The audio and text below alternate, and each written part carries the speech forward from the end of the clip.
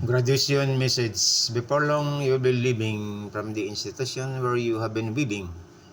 Forget not the sublime teaching to love God and every human being. Your emotion is twofold, I know, a combination of joy and sorrow.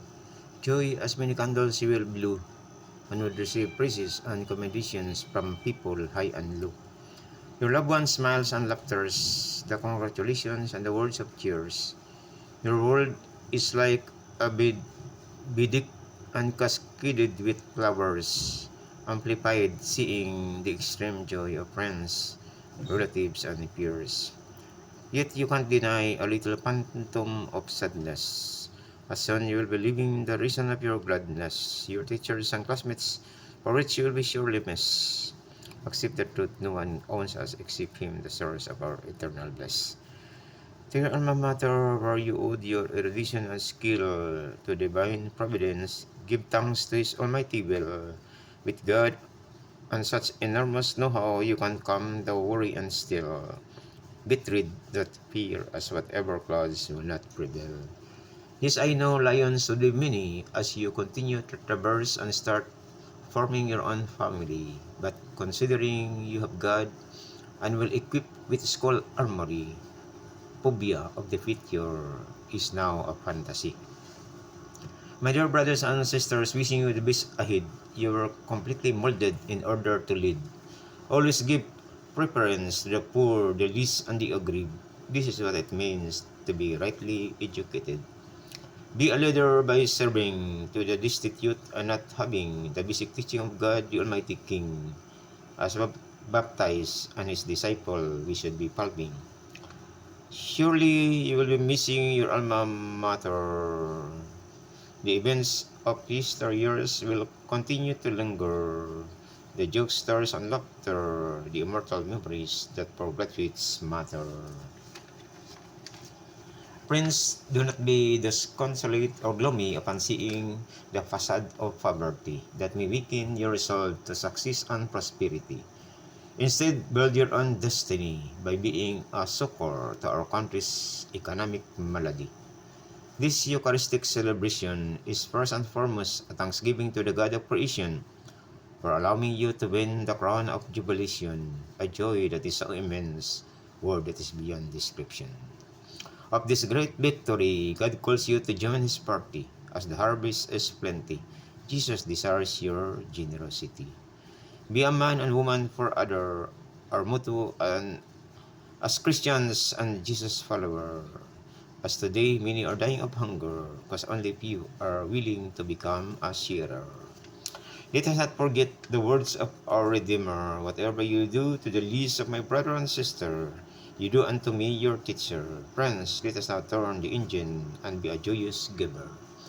Giving does not always mean money, but more one's personhood and identity. Offering true service is the highest pay, but sadly, only few responded to the call of Jesus the way. If you work and serve the human person, it is tantamount of serving the God of creation. Stick to it, even receiving a little compensation, for your reward is great festivity and endless exaltation. To our parents, we should be thanking, even if they are not instrumental of our winning, as you were a part-time worker while studying. But the undeniable truth remains they are the reason of your breathing.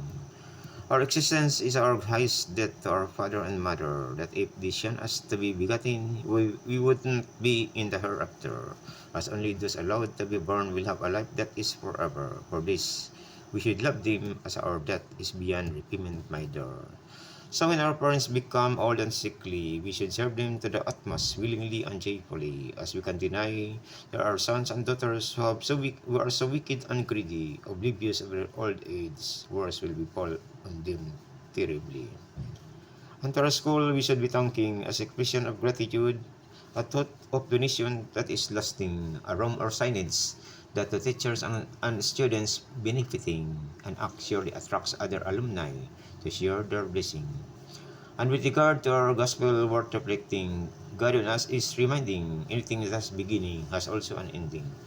So what is important In everything we are maximizing, even how little or insignificant we keep treasuring, lest caught off guard of our feeling, understanding His price, but no returning.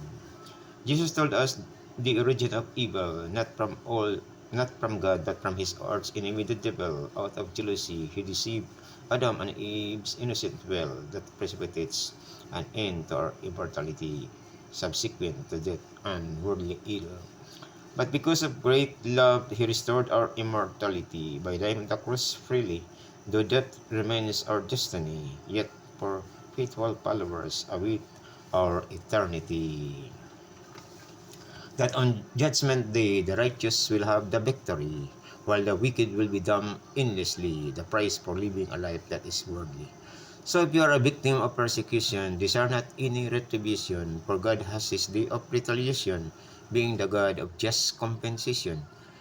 Then to the wicked do not envy, they may be powerful and prosperous today, but after that their worst will come their way, a terrible suffering that is to eternity. This judgment reality should end the desire for repay. The eye for an eye should not be the game to play, as there is life after death or immortality.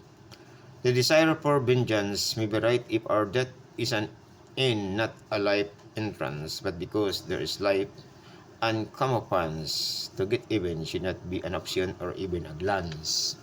Thus, let us always remember, when we return to our Maker, what is important, we are a good doer by treating everyone as brother and sister. The banquet in the end time in the Mass is intertwined. We can enter into His kingdom divine if our attitude is blameless and fine. So my friends, dedicate this victory for our moribund economy. You being young is the hope of our country. With such result, change for the better will become sure and easy.